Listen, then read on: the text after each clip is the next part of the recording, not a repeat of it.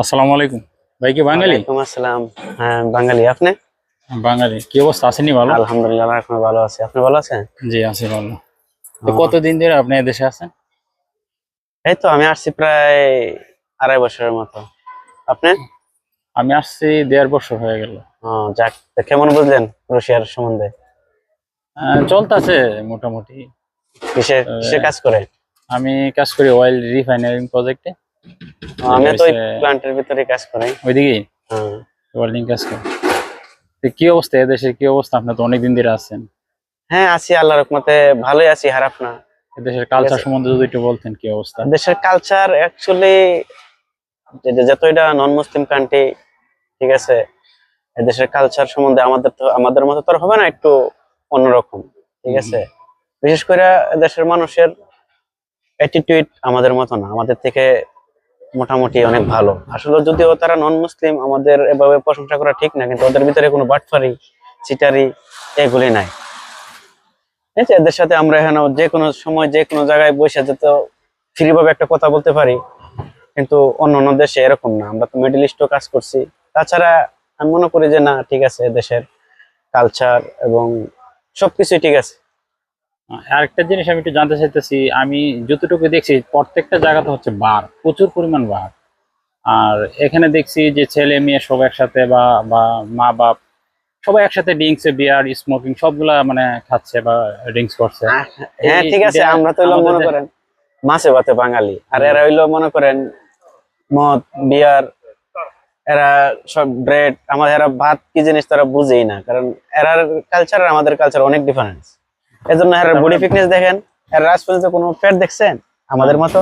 না না, তার মানে বাংলাদেশে যে মেয়ে ছেলেরা যেমন ফুচকা, তারপরে চটপটি, বার্গার বা বিভিন্ন ধরনের যে ফুড জাতীয় খাবারগুলা, এগুলো তো খুবই একটা পছন্দ করে। আর বাংলা এদেশের ক্ষেত্রে কিন্তু একটু এদেশে এরা ভিন্ন তো দেখা যাচ্ছে। সিগারেট, এরার জন্য সব আমি মনে করি যে সিগারেট এবং হুইস্কি, বিয়ার, এগুলি হারার আমি মনে করি যে হারার নিত্য নিত্য খাবার এগুলি। মানে প্রধান খাবার যেটা প্রধান বলতে খাবার, চাইতেছেন, হ্যাঁ। যে সিগারেট, ওই যে ড্রিঙ্কস বলতে যা আছে সব অ্যালকোহল জাতীয়, মানে এই দেশে তাদের হ্যাঁ, প্রধান হ্যাঁ। খাবার।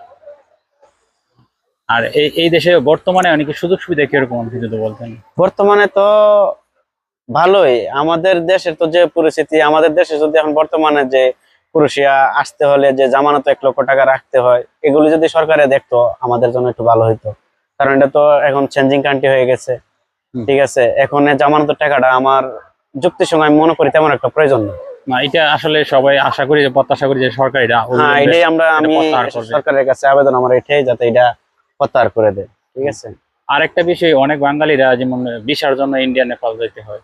তো হ্যাঁ, এটাও এটা আমাদের কি? সরকারের যদি একটা আবেদন করতো, যে মোটামুটি ক্রোয়েশিয়াতে আমাদের অনেক বাঙালি আছে, যদি একটা এম্বাসি আমাদের বাংলাদেশে করতেও আমাদের জন্য অনেক সুবিধা হতো। আর ইন্ডিয়া তো আমাদের ভালো চায় না এরা কোনো সময়। ঠিক আছে।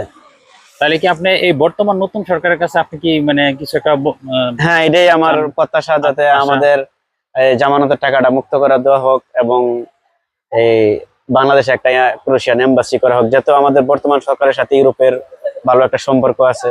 ঠিক আছে, আশা করি আমাদের ডক্টর ইউনূস সাহেব যদি এরকম একটা দাবি করে, আশা করি এটা খুব দ্রুত হ্যাঁ, মানে আপনি সাকসেস হবে। বলতে চাইছেন যে সরকারের কাছে আমাদের একটা দাবি, এটা হ্যাঁ, আশা এটাই করি যে সরকার আমাদের আশা দাবিটা করি। আমাদের বলতে গেলে আমার যে দাবিটা অধিকাংশ ইউরোপিয়ান বাঙালিবাসী, তাদের আমি মনে করি যে আমার সাথে তারাও একমত হবে। আচ্ছা ঠিক আছে ভাই, ঠিক আছে, আপনার সাথে কথা আসেন। বলে ভালো লাগলো। হ্যাঁ, ওকে, আসসালামু ইনশাআল্লাহ আলাইকুম। পরে দেখা হবে। ভালো থাকবেন। ওকে।